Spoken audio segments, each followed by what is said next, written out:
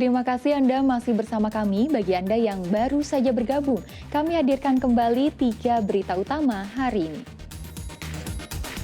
Banjir bandang menerjang tempat wisata di Kabupaten Purbalingga.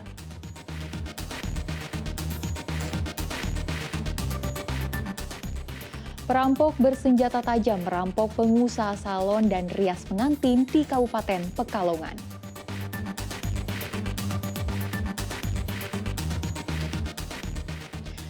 Jual STNK palsu secara online, 3 anggota sindikat pembuat STNK palsu dibekuk polisi.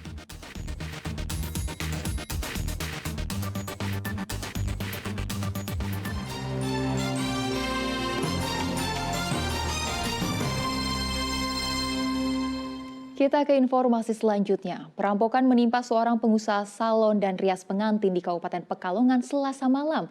Pelaku menyerang korban dengan senjata tajam sehingga menderita luka di bagian leher. Diduga kuat pelaku adalah orang dekat korban. Warga Pekajangan di Kecamatan Kedung Buni, Kabupaten Pekalongan spontan mendatangi rumah Yusriani Senin malam. Warga terperanjat karena mendengar teriakan minta tolong korban. Perempuan yang berprofesi sebagai pengusaha salon dan rias pengantin ternyata baru saja dirampok. Dari olah TKP polisi, 1 unit motor korban dibawa pelaku. Tidak hanya kehilangan harta benda, korban juga diserang dengan senjata tajam sehingga menderita luka di bagian leher.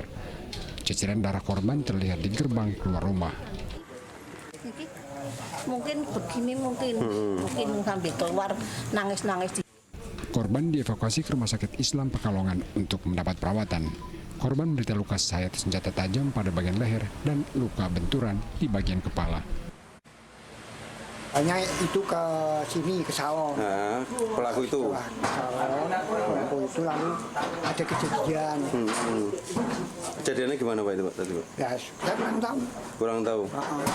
Kok cuman saya ada suara tolong. Terus saya mau keluar nggak boleh istri saya. Terus saya nggak keluar kan. Saya mau keluar kok dia sudah diboncengkan sama orang ke RSI. Oh, korban luka apa aja Pak itu? Luka ini adanya. Luka bacok atau apa? Luka kegerak-gerak. Oh, gores-gores.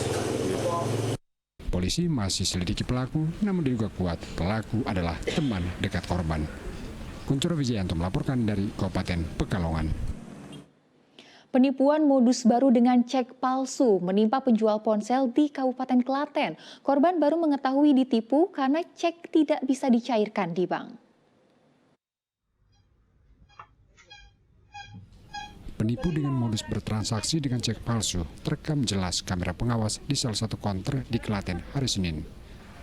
Seperti pembeli pada umumnya, pelaku pura-pura mendatangi konter, lalu memilih 2 ponsel yang hendak dibeli. Penjaga konter juga tidak menaruh curiga ketika pelaku membayar 2 ponsel senilai 3,6 juta rupiah dengan cek.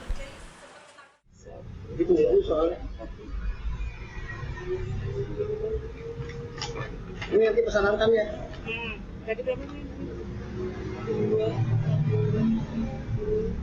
Jadi totalnya 350 ya.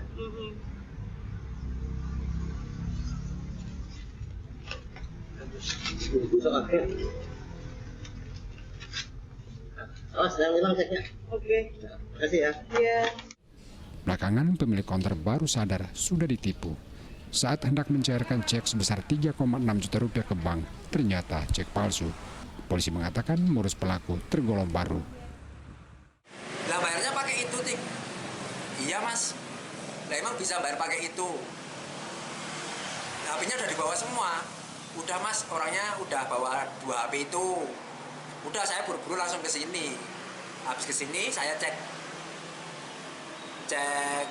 palsunya itu saya bawa ke Mandiri. Ternyata palsu beneran. Baru karyawan saya yang kejadian itu lapor ke kantor polisi.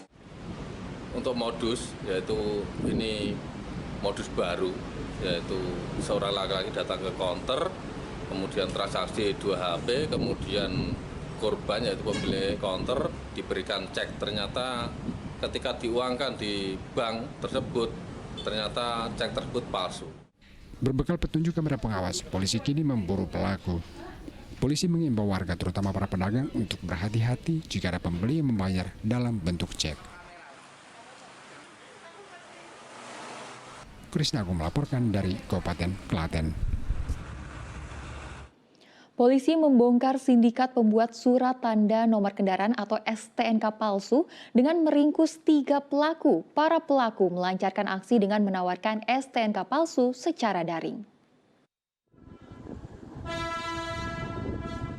Sindikat pembuat STNK palsu terbongkar saat Polresta Solo menemukan transaksi kendaraan roda 4 di wilayah Solo. Polisi menemukan STNK kendaraan ternyata tidak asli. Dari temuan ini, polisi kemudian meringkus dalang pembuat STNK palsu bernama Chandra Novianto. Selain itu juga 2 perantara, Syahrir Huta Barat asal Jakarta dan Indra asal Bandung juga diringkus. Sindikat Chandra tergolong profesional. Secara kasat mata, STNK yang mereka pasarkan tampak asli. Namun jika diteliti, ada perbedaan mendasar dengan STNK asli. Hal ini terlihat dari jenis dan ukuran huruf, hologram, warna, dan logo. Sindikat menjual STNK palsu secara online. Untuk STNK kendaraan roda 4 dijual seharga Rp1.250.000, sedang roda 2 Rp850.000. Tersangka CN ini adalah seorang yang memproduksi lembar surat tanda nomor kendaraan bermotor yang bersangkutan tawarkan melalui online. Jadi yang bersangkutan atau tersangka ini membuka informasi bahwa yang bersangkutan bisa memproduksi dalam tanda kutip STNK atau lembar yang mirip dengan STNK melalui online. Sebagai barang bukti, polisi menyita laptop, printer, 1 unit CPU, dan sejumlah STNK palsu. Para pelaku dijerat dengan pasal 263 KUHP tentang pembuatan dokumen palsu dengan ancaman maksimal hukuman 5 tahun penjara. Eri Prasetyo melaporkan dari Kota Solo. Petugas gabungan berpatroli dan mengawal bus di sepanjang jalan tol Solo Semarang ruas Salatiga Boyolali untuk mencegah teror pelemparan batu. Petugas gabungan yang terdiri dari 16 tim berpatroli rutin menelusuri titik rawan teror pelemparan batu di tol Solo Semarang ruas Salatiga Boyolali Selasa malam.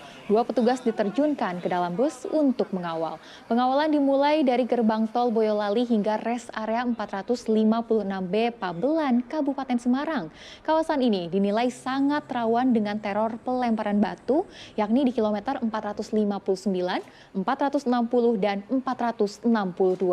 Pengawalan dan patroli rutin berlangsung pukul 9 malam hingga 3 dini hari.